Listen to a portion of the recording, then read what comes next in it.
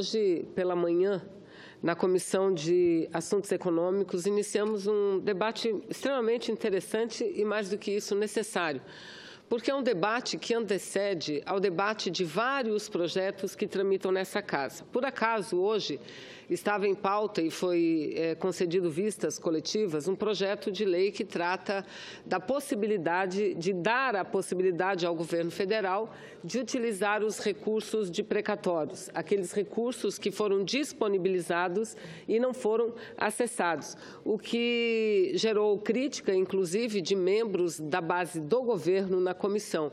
Porque, de fato, é uma proposta, primeiro, completamente equivocada e inconstitucional, porque os recursos dos precatórios têm dono. São recursos que foram depositados por decisões judiciais, decisões perfeitas, que não podem ser mexidas e causando, assim, prejuízo àqueles que tiveram ganho de causa.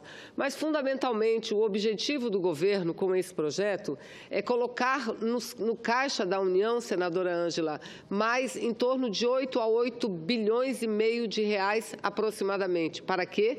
Para cobrir um déficit que tudo indica deverá ultrapassar a meta escandalosa estabelecida para esse ano de 2016. Todos nós lembramos aqui como, em que clima ocorreu a sessão do Congresso Nacional, que trabalhou e aprovou uma meta de déficit primário na ordem de 139 bilhões de reais. Pois bem, as estimativas hoje, e o senador Armando Monteiro levantou os dados com muita propriedade, as estimativas hoje dos analistas aproximam o déficit na casa dos 167 bilhões de reais. 167 bilhões de reais. E o que é mais grave, até agora, segundo o levantamento feito pela própria Secretaria do Tesouro da União, é que os gastos do governo federal aumentaram o dobro daquilo que é permitido pela emenda constitucional do teto, salvo engano, emenda 95. Emenda 95, uma emenda que nós votamos contra porque sabíamos que ela era impraticável, que aprovar uma emenda à Constituição tipo aquela, limitando os gastos públicos para investimentos, para as despesas obrigatórias, poderia gerar o caos. E o que nós estamos vendo hoje no Brasil é o caos sendo gerado. Está aí, os estudos mostram que o governo já gastou o dobro, senadora Fátima, do que aquilo admitido pela emenda constitucional do teto. Também por uma razão simples, a emenda constitucional, ela limita, senador Capiberibe, apenas os gastos nas áreas sociais, nos ministérios todos, Ministério da Justiça, da Administração, Educação, Saúde, Esporte, Cultura, ou seja, nas áreas sociais e na infraestrutura. Mas os gastos financeiros, aqueles gastos para cobrir os custos de uma dívida pública crescente, esses não têm limite nenhum. Esses não sofrem qualquer limite. E é por isso que a gente vê a pressa do governo federal em aprovar a reforma trabalhista, a pressa do governo federal em aprovar a reforma previdenciária. Este é o pior caminho que o governo poderia escolher para tirar o Brasil da crise por uma série de razões. Primeiro, porque só vai alimentar a crise econômica, não estou nem falando da crise política. Medidas de austeridades como essa só alimentam e aprofundam a crise econômica, porque é a crise do desemprego, é a produção que parou, é o desemprego que cresce, é a arrecadação que cai.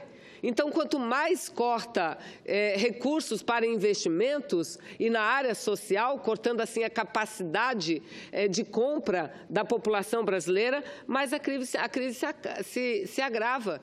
E as saídas que eles apontam são mais draconianas, senador Capiberibe, mais draconianas ainda. Eles estão já falando em aumentar tributos, aumentar impostos no Brasil. Eu só quero ver como ficará agora, senador Jorge Viane, Vossa Excelência falou sobre a matéria pela manhã, como ficará a Fiesp.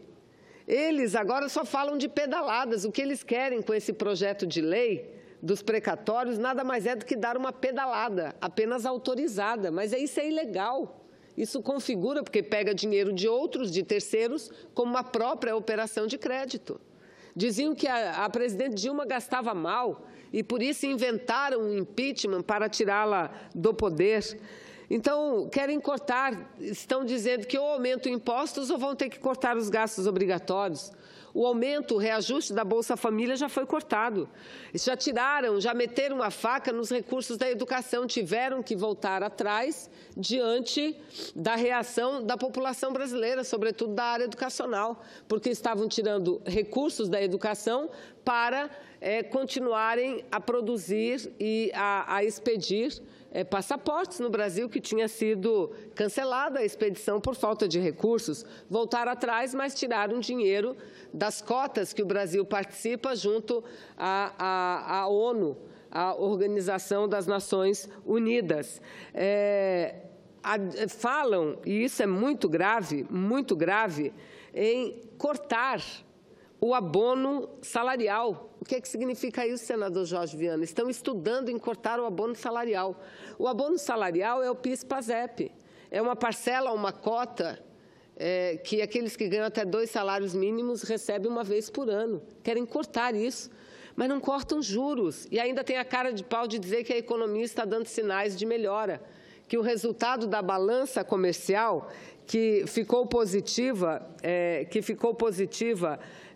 no último mês, em torno de 7 bilhões 195 milhões de dólares, ficou positiva, e que tem um acumulado de 36 bilhões de dólares, que isso seria um indicativo extremamente positivo, um indicativo de que nossa economia se desenvolve. Não. É um indicativo positivo? É um indicativo importante, reconhecemos. Entretanto, não é um indicativo que a economia cresce, não, pelo contrário. Porque as exportações aumentaram mais, porque caíram num nível mais rápido do que aumento das importações, o que significa dizer, em outras palavras, são máquinas, equipamentos, são meios de produção que deixam de ser adquiridos, meios de consumo também que deixam de ser adquiridos. Falam que a inflação está virando uma deflação. É verdade também, mas isso não por conta da recuperação da economia brasileira, infelizmente. Gostaria eu de estar aqui na tribuna falando e relatando sobre a recuperação da nossa economia, não. Mas a deflação se avizinha por conta da queda do poder de consumo da população, por conta da queda nos investimentos privados, da queda nos investimentos públicos. É isso que vem acontecendo. E, repito, para tirar o Brasil da crise, como eles acenam, contra quem? Não é contra o banqueiro. E aí me perdoem aqueles que dizem que o Brasil tem feito um grande esforço e tem diminuído o valor das taxas de juros. Isso não é verdade. Isso é outra mentira, porque se é fato que as taxas Selic diminuíram, tiveram 6 quedas na sequência nesses últimos meses, se por um lado isso é verdade, por outro lado, maior verdade ainda é o fato, mais verdade ainda, é o fato de que a taxa de juros baixou muito abaixo do que caiu a inflação no Brasil. O que significa dizer, senador Jorge, para qualquer pessoa que aprendeu lá no primário uma conta de matemática, os juros reais, que é o que interessa, os juros reais não diminuíram, senador Capiberibe, aumentaram. Está aqui. Em maio de 2017, a taxa Selic ficou em 10,25. Os juros, a taxa de juros 10,25, a inflação 3,5. O que significa um juros real de aproximadamente 7%. 7%. Em maio do ano passado, taxa Selic 14,25. Inflação 9,3. Juros reais 4,9, contra 7 agora, em um ano. Eles só fizeram aumentar os juros reais no Brasil. E quanto custa cada ponto percentual? Aqui tem uma matéria hoje, no estado de São Paulo, no jornal, dizendo que juro menor dá alívio bilionário às contas públicas de fato. Mas os juros deviam estar muito abaixo dos 10,25.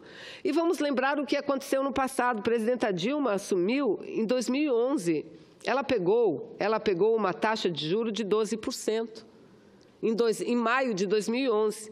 Em maio de 2012, senhores senadores, a taxa de juros estava em 8,5%. Em maio de 2013, 8%. Descontando a inflação, o que isso significa? Juros reais. Juros reais. O mês de maio, senador Jorge Viana, é o mês de referência. Maio de 2011, 5,5% juros reais, bastante inferiores aos 7% de agora. Em maio de 2012, 3,6% era a média dos juros reais. E em maio de 2013, senador Jorge Viana, 1,5%. Foi quando a presidenta comemorou. Agora colocamos o Brasil no patamar de todas as nações do mundo, de todas as nações do mundo. E aí que começou a grande crise. Aí que começou, porque começou a cair a rentabilidade daqueles que atuam pesadamente no sistema financeiro. A rentabilidade do tal mercado, do mercado invisível, Então, é por isso que eu quero aqui repetir, fazer das palavras do senador Paim, da senadora Ângela, que me antecederam, as minhas palavras. Porque enquanto eles agem assim na economia, total benevolência ao sistema financeiro, cometendo um crime quando deixam de baixar cada meio ponto, cada 1 ponto percentual que poderiam baixar para deixar a taxa de juro real nível que estava o ano passado. Esse é o maior crime que se comete no Brasil. Eles estão querendo tirar direito de trabalhador. Estão querendo tirar o direito de aposentadoria. Eu também, por isso, senhor senador e senadora Ana Amélia, que eu tenho muita confiança que a gente consiga travar um debate tão profundo aqui no Senado e entender qualquer mudança não pode ser feita pela presidência da República, que não tem legitimidade. Tem que ser feita por esse Congresso. Não podemos jamais confiar neste governo que lá está, que está aqui. Está aqui. Pior do que o rombo da Previdência é o rombo dos juros. É o rombo dos juros, os números provam, não somos nós que inventamos. Em 2015, foram gastos com juros pagos, não é rolagem, pagamento em dinheiro, 502 bilhões, enquanto que com a Previdência foi 486 bilhões. Se somar os juros, o gasto com juros, com a sonegação fiscal e a desoneração, para as famílias ricas, abastadas, para aqueles que têm alta renda, chegamos a 1,2 bilhão, ou seja, temos como resolver o problema do país. Basta apenas ter boa vontade. Agora, boa vontade não com o capital financeiro, mas boa vontade com o povo brasileiro. Muito obrigada, senador.